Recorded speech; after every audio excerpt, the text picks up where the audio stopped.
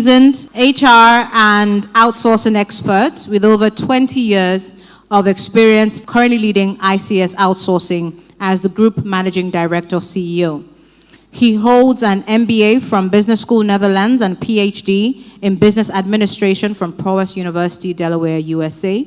He's a leader in ethical business practices, youth development, and has been recognized with several national awards.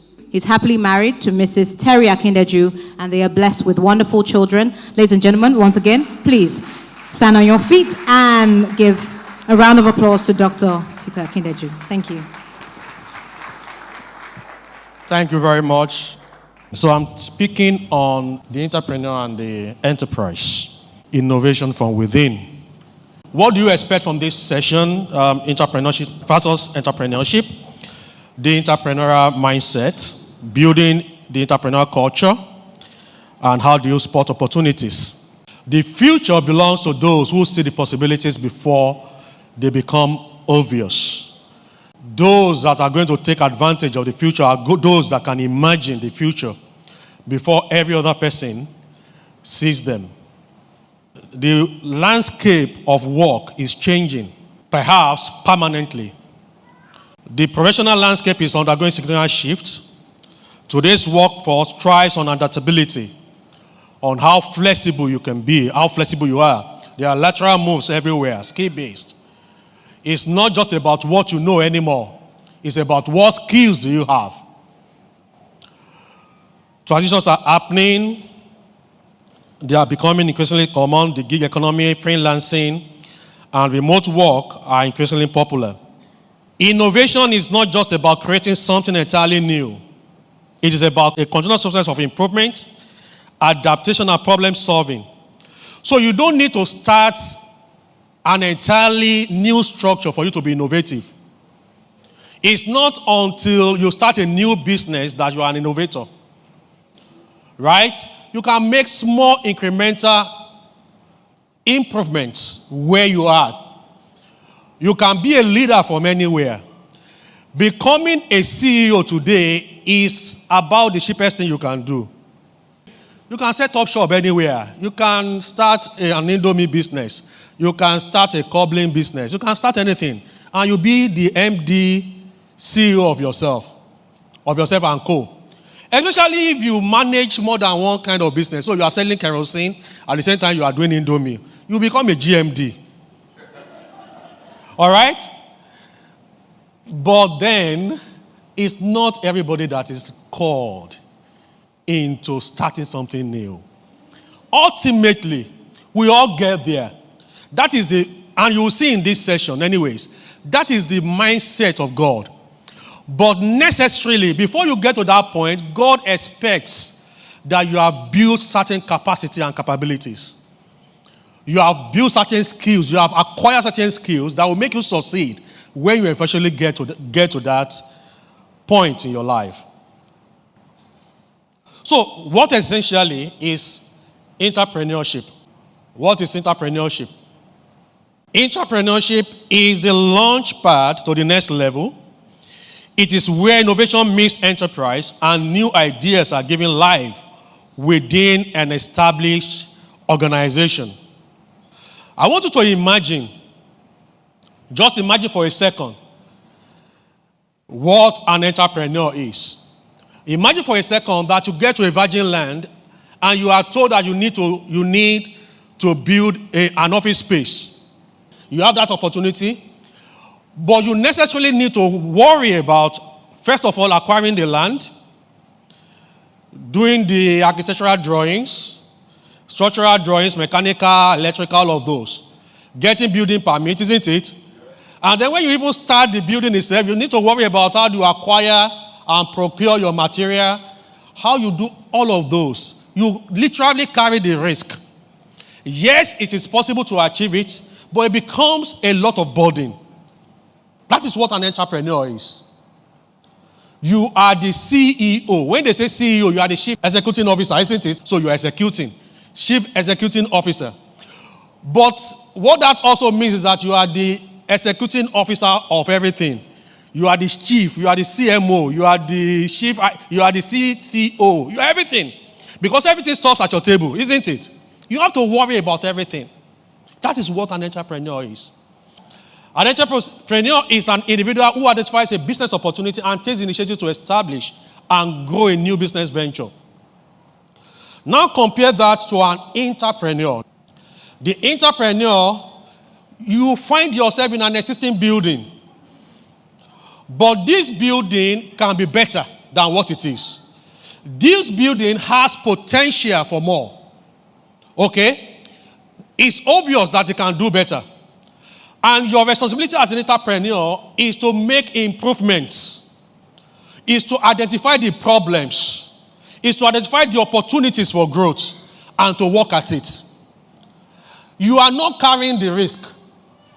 You are leveraging on the existing structure. You are leveraging on the existing resources. You are leveraging on your team, on the teams that are existing. You can make your first million as an individual. You can become a millionaire as an individual. But you can never see a billionaire that does not work with other people. So it's easier to grow in an existing structure or environment. So an entrepreneur is an employee within a company who takes on the role of an entrepreneur. It takes on the role of an entrepreneur. It's still as innovative as an entrepreneur. It's still as driven as an entrepreneur. However, it remains inside the organization and is spearheading new projects from within the organization. In case you are not aware, why am I qualified to be talking about this? I've been with the same organization for about 20 years.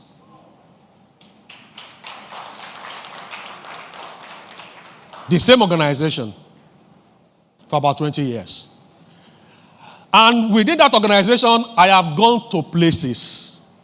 We have done projects. We have done improvements. I am so fulfilled. So fulfilled. Last year I was in Harvard. I've done the highest, by the grace of God, I've done the highest program that is available in ABS, which is the Chief Executive Program. I've been to ISA in Barcelona. I've been to a lot of, I've not been everywhere, but I've been to a lot of places. Right? I'm not aware of anything an entrepreneur will be aspiring to that I don't have, that God has not given me. As an entrepreneur. So I know what I'm talking about. And I'm also aware that it is so easy for me because I found my place. And it's so easy for me because while we are innovating, I'm not carrying the risk. So we can run faster than an entrepreneur who has to worry about where do I get the fund for this innovation? Where do I get the team for this innovation? Anytime I'm thinking of a new idea, what I just need to do is look into the system, who can work on this project. And I just draw them into that project. I don't need to worry about the funding. The company has its funds already. I just tap into the existing funds. You can see how beautiful the life of an entrepreneur is. Isn't it? So welcome on board. Be an entrepreneur. An entrepreneur is the innovator within. In the current era of rapid business evolution, every company needs to constantly evolve to stay ahead of the curve. Entrepreneurs are a powerful force for innovation within an established organization. Every organization needs plenty of them. Any organization that does not have enough entrepreneurs, it's just a matter of time. For you to perpetuate any organization, by the way, ICS Limited, the company I'm blessed to be leading, is 30 years this year. And in that period, we have impacted not less than about 60,000 Nigerians directly. And if you do the multiplier effect, taking an average, what did you say the average family size was? 3. That's husband and wife. And how many kids? 5. So multiply that 60 by 5. That will give you how many? About 300,000 lives at least. Okay? And God has been helping us. God is helping us. But every organization, if you want to perpetuate your organization, you must actually at some point put a signpost out there. Entrepreneurs needed. Even if it doesn't become that obvious or apparent, when you are recruiting, when you are hiring, it should be one of the things that you are looking out for. Is this person an entrepreneur? Is he innovative? Is he likely to stay in the system? Entrepreneurs are employees who possess an entrepreneurial spirit and are driven to develop new ideas, products, and services by leveraging the resources and structure of a company. Entrepreneurs can bring their innovative ideas to life and create significant value. I mentioned this before, so I will not spend much time on it. God calls everyone into one vocation or the other. You need to identify what yours is. And that vocation becomes your calling. And until you see your work as your calling, you are not ready to begin to fly in that vocation. How many of us know about Igba, the Igbo apprenticeship system? Okay, somebody said 7 years. Is this 7 years?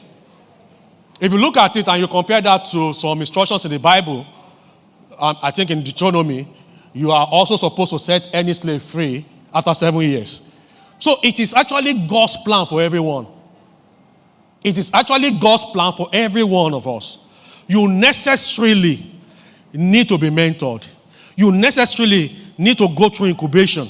That is where you make all the mistakes and learn. That is where you develop the muscle.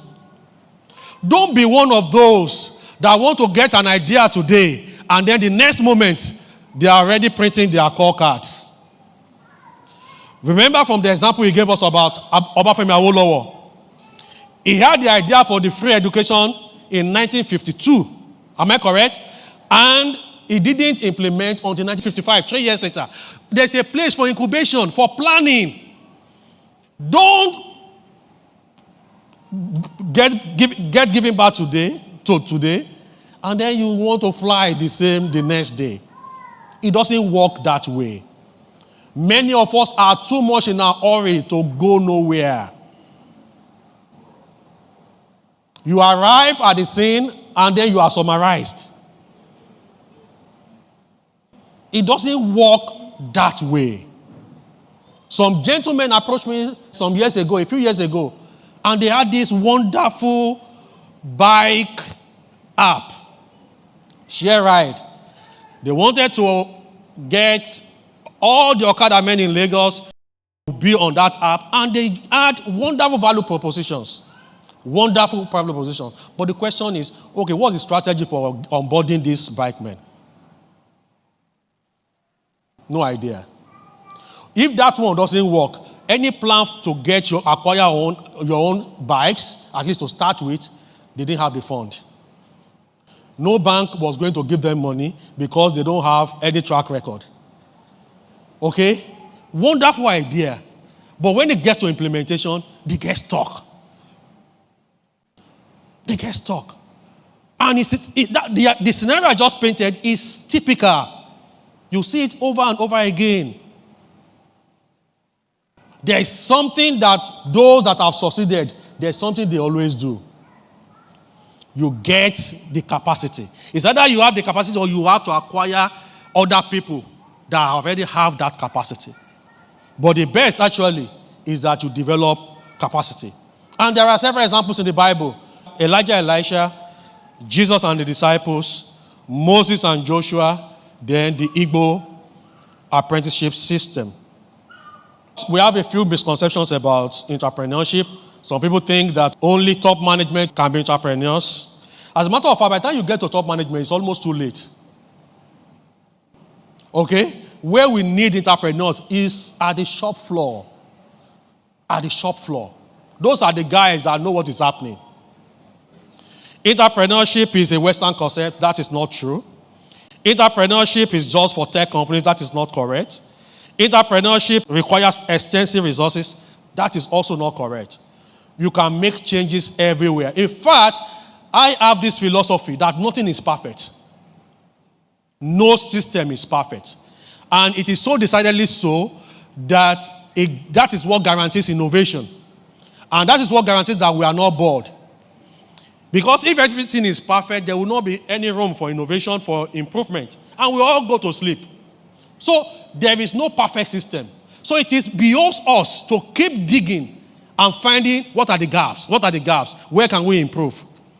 And you discover that when you do that, you keep improving, you keep growing. By the way, some of you might say, how can somebody be in a single place for 20 years? That guy he's not driven at all. Those that know me know that I am very driven, including YF. They know that I'm a very driven person. But what has kept me, there's always something to achieve. I'm an internal consultant. There is always something we are pursuing. So we are not marking time at all. We are setting goals for weeks, for months. In this month, we have to achieve this, we have to achieve that. By the time you put all of that together, you will know that time has gone. So be an internal consultant. Entrepreneurship is not possible in traditional companies. As a matter of fact, traditional companies are the most fertile grounds for entrepreneurship because they have so many legacy issues that needs to be changed. And those challenges are the opportunities for the entrepreneur. What are the differences between entrepreneur and entrepreneur? One, environment. An entrepreneur operates independently, starting their own business, whereas entrepreneur works within an established company. The risk burden. This is a major advantage for me. The entrepreneur bears all the financial risk and potential, and he has potential rewards, of course. But the entrepreneur leverages the company's resources, reducing financial risk. You are not carrying that burden. I don't know if you have seen a scientist or a researcher that has a grant. Have you seen them before? Have you seen how happy, how lighting they become, how sparked they become when they hear that there's grant? Because what it means is that you can keep researching on another person's bill. That is what it means. You don't need to worry. Don't worry. We will fund your research. They are always very happy about it. That is what entrepreneurship does for you. You are not bearing the risk. There was a year we spent, I can't remember how much we spent. We sent somebody to the UK to understudy this assessment company. I can't remember their name now. That is used for aptitude test. Because a client was asking for it. And at the end of the day, after 1 year, that was the end of that story.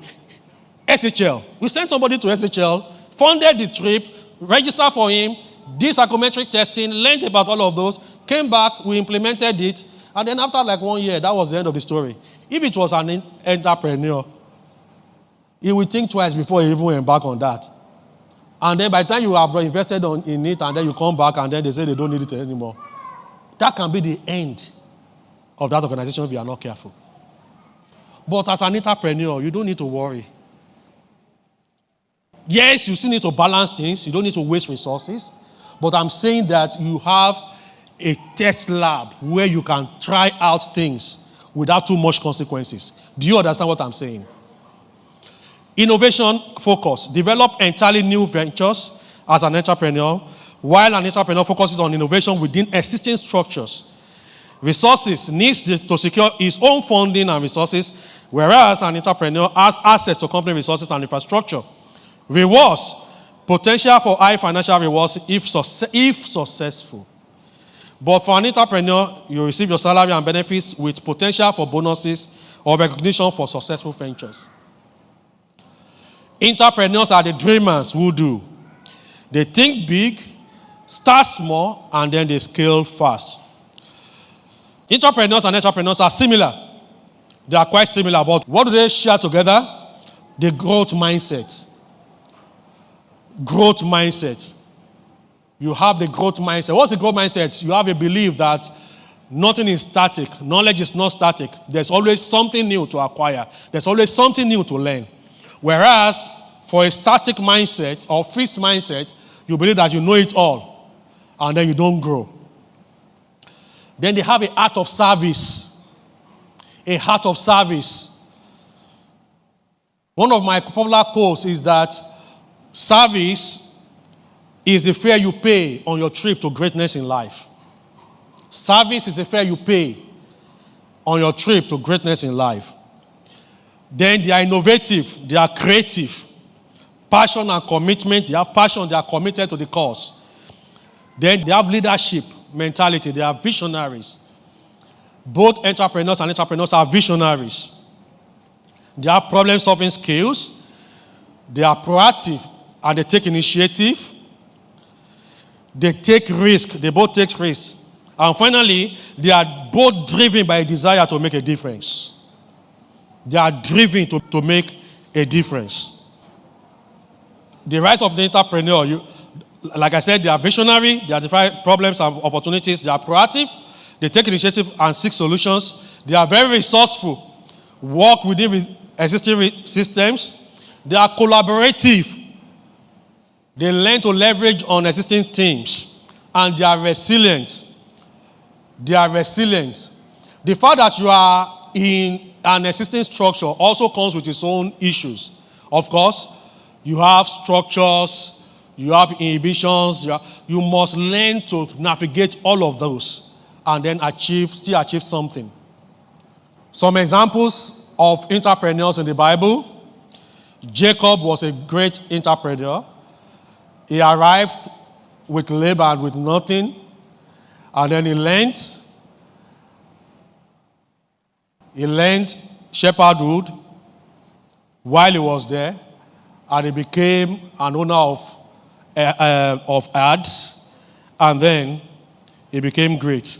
Joseph also, at one point in his life, was an entrepreneur because he had to operate within Pharaoh's structure. What is the process? For every entrepreneur, you generate idea. You identify problems. Identify opportunities. You don't believe that not anything is perfect.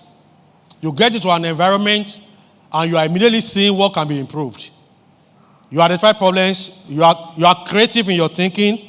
You brainstorm with others. You generate idea. You evaluate the idea. You do feasibility study of feasibility assessment of the idea. You develop the idea and do prototyping. You build a business case. Necessarily, as an entrepreneur, you don't need to convince anybody especially if you have the money. But as an entrepreneur, you necessarily need to build a business case because you have people to convince to buy into that idea.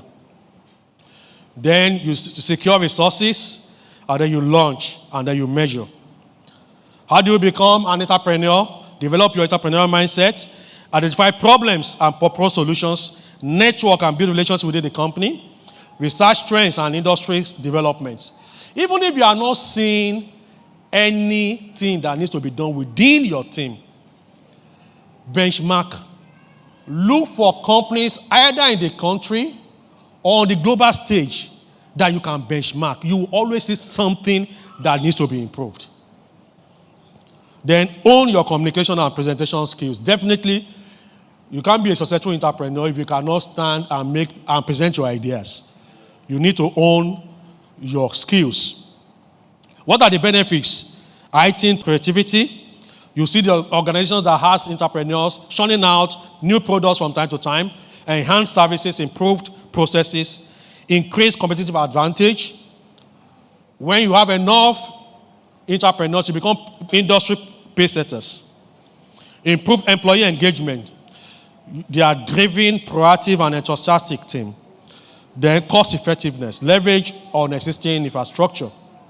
Now, let me provide the balance. Nobody will remain an entrepreneur for life.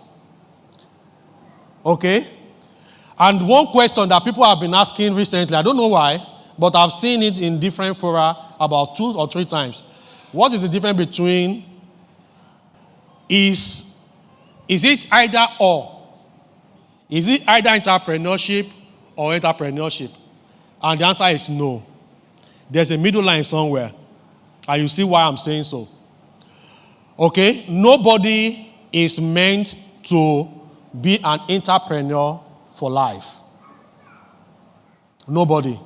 But that does not also mean that when you stop being an entrepreneur, that you automatically become an entrepreneur.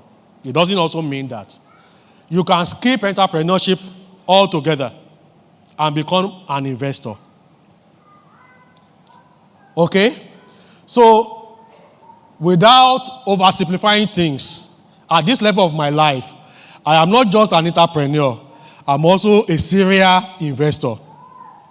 Are you getting the point? I have my hands and feet in many organizations and interests.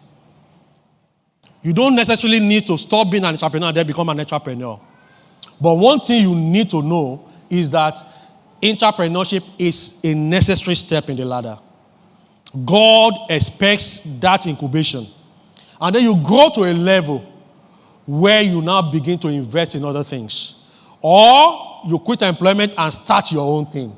That is entrepreneurship. Either way, investment is possible, entrepreneurship is possible.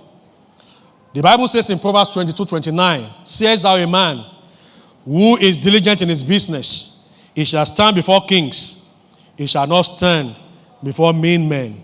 He shall not stand before average men or mere men or ordinary men." Whatever your hands finds to do, do it well. Be diligent at it, because it will catapult you to success. If you check Genesis 39:5, "So it was from the time that he had made him overseer of his house and all that he had, that the Lord blessed the Egyptian's house for Joseph's sake. And the blessing of the Lord was on all that he had in the house and in the field." I'm trying to provide a balance. How many of us, we are in the church, but I still want to ask the question, how many of us are Christians? We happen to be in the church, but how many of us are Christians? All right? I'm sure when Pastor Fumi and Pastor Beulah will handle that one later.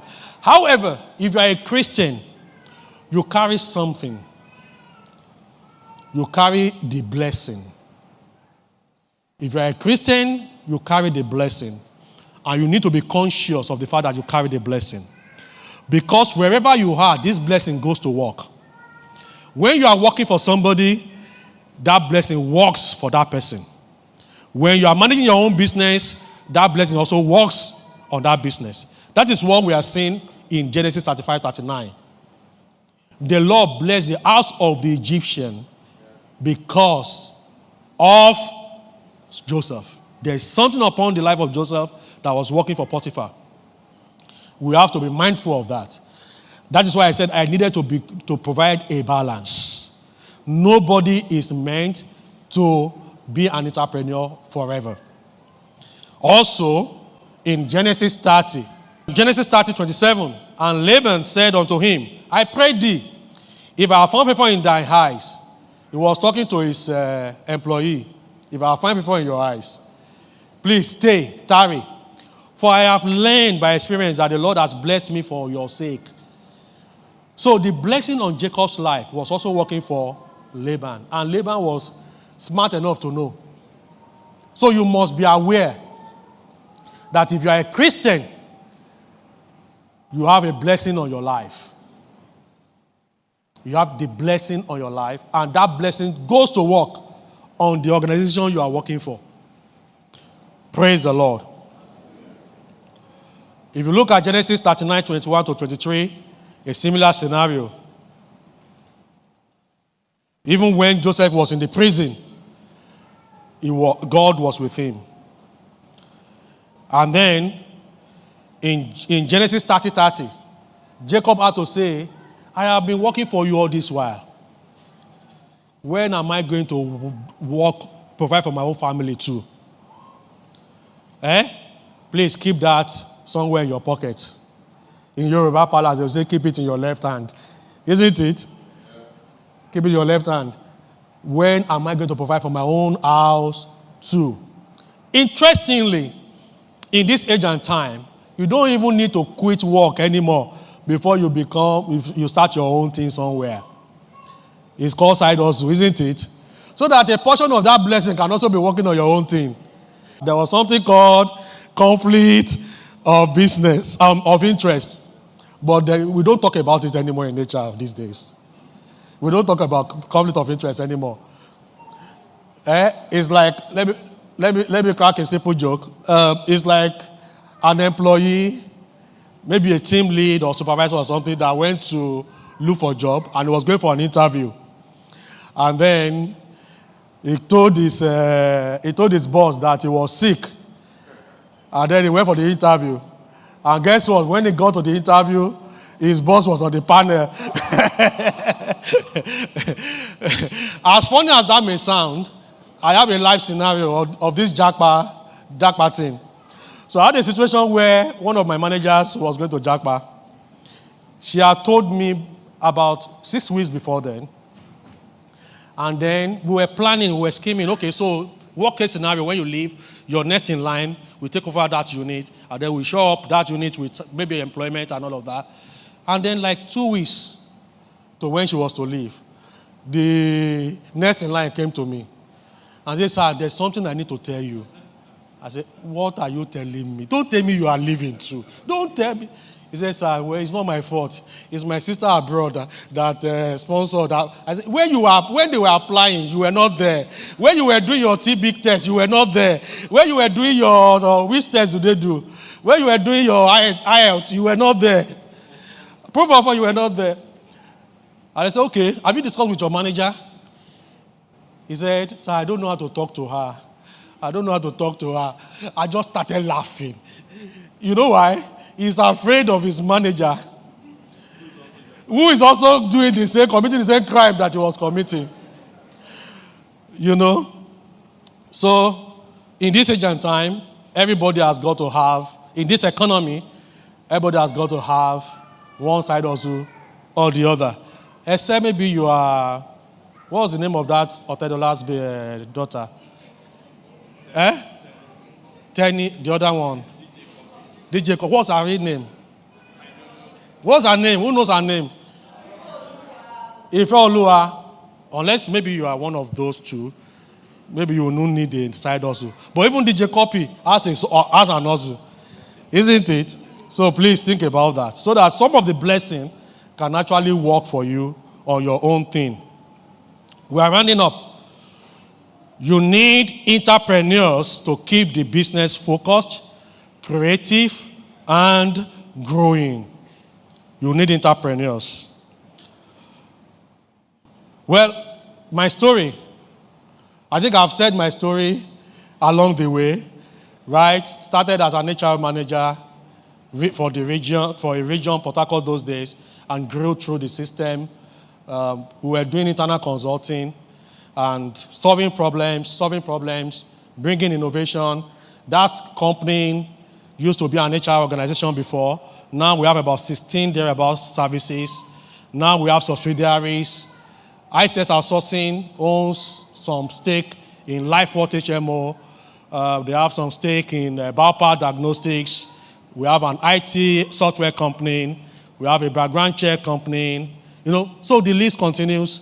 And the summary of the story is that because of entrepreneurs in the system that will never be comfortable assuming that everything is well, we have grown consistently over the last few years.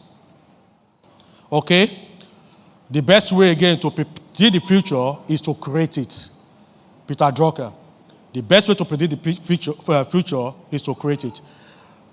There's question and answer in the next session, but just a bit about the book. And I will read this to you. How great a leader are you? The primary distinguishing factor of exceptional leaders, in addition to possessing visionary, inspiring, and motivational qualities, as well as effective communication skills, empathy, and courage, is their ability to make decisions. What distinguishes leaders is the ability to make decisions. The quality of a leader's decision-making skills determines their level of greatness. Effective leadership stems from wisdom and insights, enabling individuals to lead from any position within an organization. Imagine yourself having the ability to constantly make the right call, the right decision anytime and every time.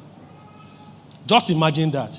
You have honed your skills so much that you idly find yourself in a real dilemma because you already know what to do. That is what this book will do for you. Enhance your decision-making capabilities today to become a remarkable leader. Read Ethical Decision-Making by Dr. Peter Akindeju. It is available on Amazon. It's available on Seller. It's available on Rakuten Kobo. Thank you very much. God bless you all.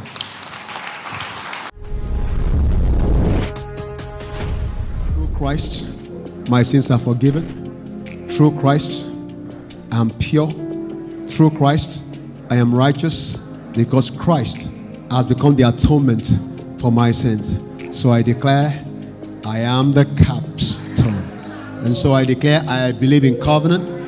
I'll never break the trust of others in me, and I'll keep my promises to others. I am apostolic. I am here on a mission for God, and I will give my life's assignment everything that it takes. Pioneering is my call because God helps me to see beyond the ordinary. I am an innovator, so I challenge other people to see the world a little bit differently. I commit to shepherding, for God has given me a caring heart for other people, and I will always help those who are weak. I am sold on training, for God has called me to teach by example, and so I will freely share with other people everything the Lord has taught me. I embrace order, for God has called me to live intentionally, and so I structure my life, I structure my work, I structure everything I do for excellent delivery. Always I commit to networking others, for God has called me to collaborate with other people, to collaborate with other networks, and so I do not walk alone.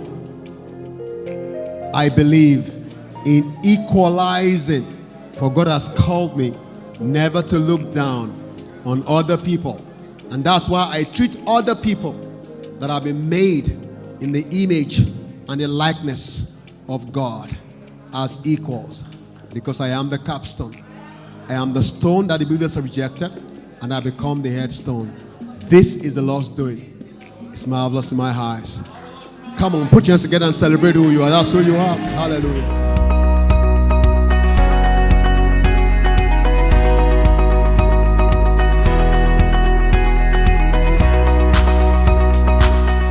At the Capstone Church Without Walls, we have been called to be a part of your lives and your journey towards greatness. We have been called to serve you in ways that support your well-being and promote your good. In our community of faith, every soul matters as we are bonded together in covenant and enjoy the fellowship of one another. Serving and caring for others through different outreaches and other relevant life supporting channels is our way of life. At the Capstone Church Without Walls, we seek to help you discover purpose and thereby turn on your light to shine for everyone to see.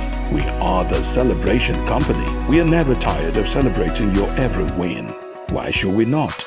We have God's love shed abroad in our hearts. What more? We hold the word of truth and the worship of Jesus in high esteem in our midst. It is where we draw fuel for life and relevance. So, welcome to the Capstone Church Without Walls, where we train, mentor, and release kingdom-class leaders into their God-sponsored purposes. You're most welcome.